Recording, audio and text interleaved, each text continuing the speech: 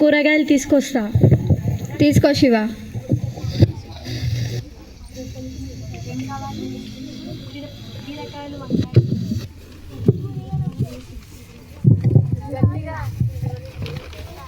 బీరకాయలు వంకాయలు ఇవ్వండి.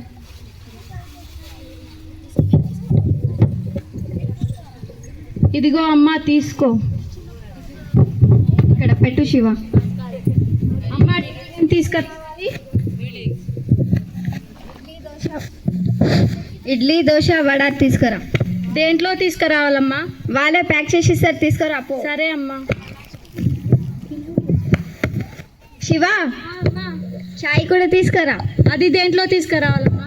అయ్యో వీడికి ఏం తెలీదు, వాళ్ళే ప్యాక్ చేసి ఇస్తారు, తీసుకురా పో. సరే అమ్మా.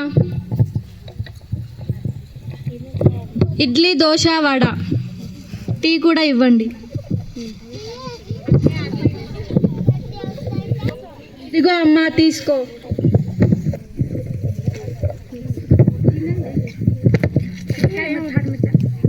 అరే మామ ఎంత టేస్ట్గున్నాయి రా కుర్కుర్లు. అవునా లలితపురం చాలా బాగుంది బావా.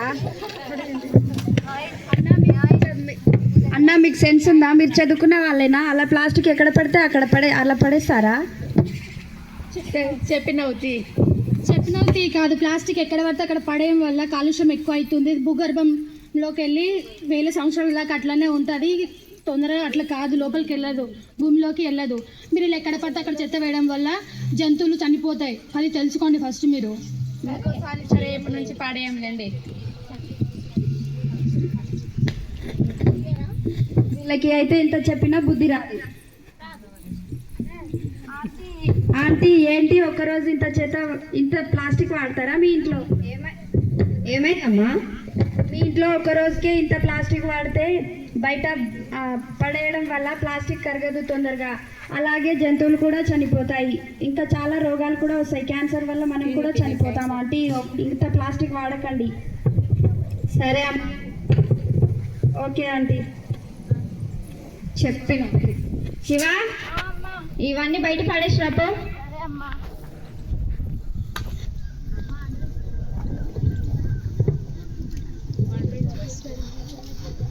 వామ్మో ఇంత ప్లాస్టికా మా ఇంట్లోనే ఒక్కరోజు ఇంత ప్లాస్టిక్ ఉంటే ఒక జిల్లాలో, ఒక మండలంలో, ఒక రాష్ట్రంలో ఇంకెంత ప్లాస్టిక్ ఉంటుందో. వామ్మో. నువ్వెవరు? ప్లాస్టిక్ భూతాన్ని. ఎందుకు వచ్చినావు? మిమ్మల్ని తినేయడానికి. ఏంటి నువ్వు మమ్మల్ని తింటావా? అవును.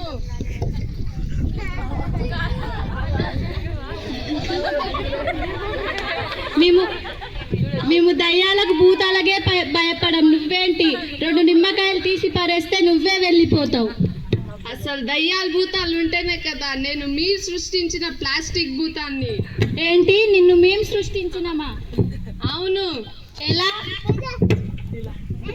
రోజు మీరు పొద్దున్నే తీసుకుంటారుగా టిఫిన్లు కాఫీలు, అలా టిఫిన్ల కాఫీల రూపంలో రోజు మీ కడుపులోకి వెళ్తున్నా నేను. ఓ అందుకే అంత రుచికరంగా ఉంటాయా? అవును. నా వల్ల మీకు చాలా రోగాలు వస్తాయి. అయితే నిన్ను భూమిలో పాతేస్తా. నన్ను భూమిలో పాతేసిన 1000 సంవత్సరాల వరకు నేను కలుషితం కాను. అలాగైతే నిన్ను కాల్చేస్తా. నన్ను కాల్చేస్తే మీరు పీల్చుకునే గాలి రూపంలో మీ ఊపిరితిత్తుల్లోకి వెళ్ళి మీకు క్యాన్సర్ రావడానికి కారణమవుతా. ఓ వామ్మో దేవుడా, ఇప్పుడు మేమేం చేయాలి? ఇప్పుడు ఆలోచించడం కాదు, ముందే తెలుసుకోవాలి అది ఎలా రాకుండా ఉండాలో. ప్లాస్టిక్ని మా నుంచి దూరం చేయాలంటే మేమేం చేయాలి? ఏదైనా వరం కోరుకో. మా నుంచి ప్లాస్టిక్ని దూరం చేయి. సరే తదాస్తు. ఇది తీసుకో. ఇదేంటి?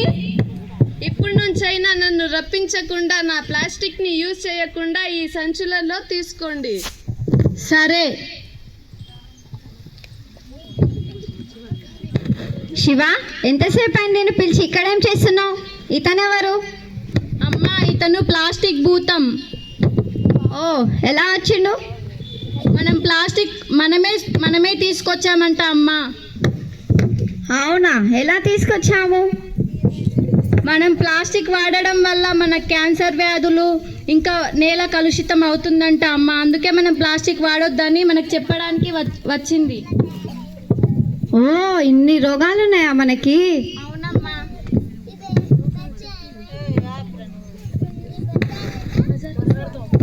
సరే శివ, మనం బజార్కి వెళ్దాం, ఇంట్లో కూరగాయలు అయిపోయినాయి. అమ్మ కూరగాయలు ఇవ్వండి. ప్లాస్టిక్ కవర్లో వేయకండి. ఇప్పటి నుంచి మాకు ప్లాస్టిక్ కవర్లో వేయకండి. మేము బస్తా తెచ్చుకున్నాం, దీంట్లో వేయండి. సరే.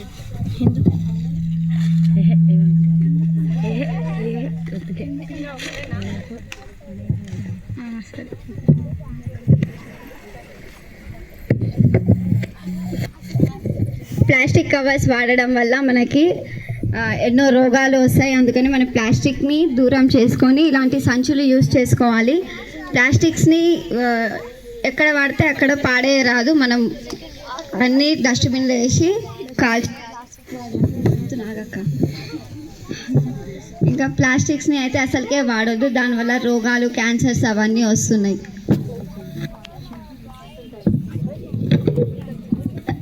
ధన్యవాదములు.